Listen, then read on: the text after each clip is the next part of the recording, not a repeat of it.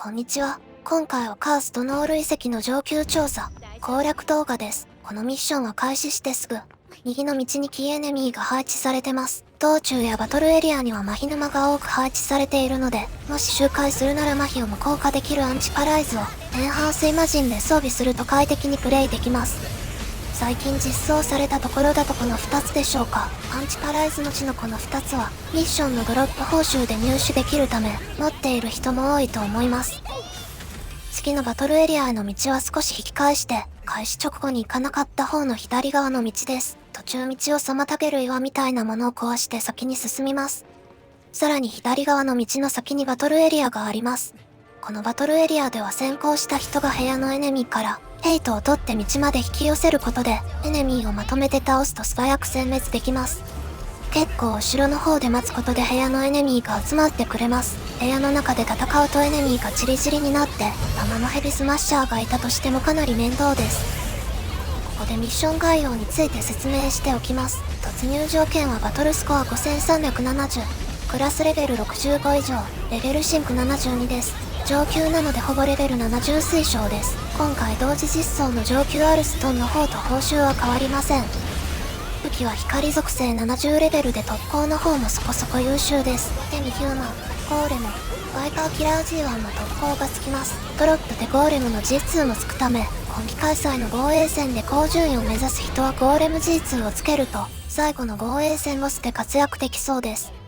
次が最後のバトルエリアですが結構道が長いです。道中分岐点の坂の下の道から追加のエネミーを引き連れてくることもできるんですが、私が周回してる時はその動きをしている人はいなかったので、基本バトルエリアに直行で良さそうです。まあ上級なので万が一それで時間切れになったら最悪ですからね。道中も所々に麻痺沼が配置されていて、アンチパライズなしで油断しているとすぐ麻痺状態になります。バトルエリアでもエネミーが麻痺沼の上に居座ることがありますので、特に近接クラスの人はアンチパライズ持っていくと安定します。ここにいるエネミーも少し先のバトルエリアまで誘導します。ここの道周辺もしくはバトルエリア入り口付近で引き連れてきたエネミーをまとめて倒します。この道は壁がなく吹き抜けになっているため、ごく稀にエネミーに吹き飛ばされて落下することがあります。スーパーアーマーがない時は注意です。このミッションで登場する一部エネミーはスタンを付与してきます。アンチスタンのエンハンスイマジンも装備した方が良いです。というより大抵の人は普段からアンチスタンを外すことはないと思います。おなじみのアンチスタン装備ですね。西バーンハルト半島の自由探索ダンジョン、呪霊たちの住処の採取で名要素で作れるエンハンスイマジンです。未だ限界突破でプラス5にしていないのはここだけの秘密です。このクロックゲイザーはバトルエリアから出てこないので、倒す際は部屋の中で戦うことになります。逆に先ほど引き連れてきたエネミーは部屋内までついてきません。慣れていないとここでそこそこ時間を取られることがありますね。ちなみに今回のミッションはかなり早く終わったパターンだと思います。ここを突破するとボス戦です。すぐ隣の部屋にあります。ボス部屋には幸い麻痺沼がありませんので、アンチパライズがなくてもボスだけ気にせず戦えます。ボスはゴーレムガルで、雷弱点、非耐性です。道中のエネミーは大体同じ弱点と耐性ですね。そのためいわゆる周回ガチ勢の人は雷武器を持っていくと良さそうです。今回の動画では光70プラス5武器を持っていってます。最近の環境では属性武器が結構ばらけていて、必ずしも非属性バーストを狙えなくなってきています。武器は最大まで限界突破していて、プラグをしっかりとつけていれば、お好みの武器でもそこまで問題ないと思います。ただこのミッションのボスはグランドではなくフロート系なので、いつものようにグランド特攻が効かない点だけ注意ですね。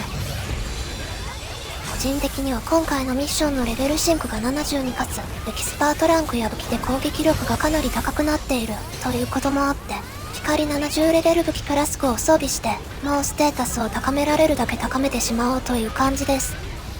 攻撃力が以前よりも高くなったので、バトルイマジンも今期実装されたシャルロットアルファを装備して、余ダメージアップを上げるガフを最大限活用する戦い方です。こうすることで非属性バーストに頼らなくても、高威力の素のダメージによりエネミーを倒す算段です。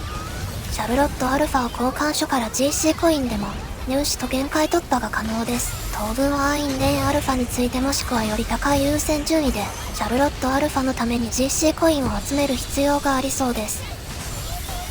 槍は雷属性攻撃が刻印付与やスキルで可能なため、今回のミッションのような雷弱点エネミーには特に強いですね。動画のバトル中は忘れていましたが、ディープショットの G4 効果がヒット時に雷耐性ダウン賞付与なので、たくさんいるエネミーの中から何度かボスに当てたいところです。それでは今回の動画の解説は以上です。皆さんは上級カーストノールとあるストーンどっち派ですか？制限時間の設定的にあるストーンが短そうですが、私は今季上級ミッションがせっかく2つあるので、気分次第で周回する場所を変えそうです。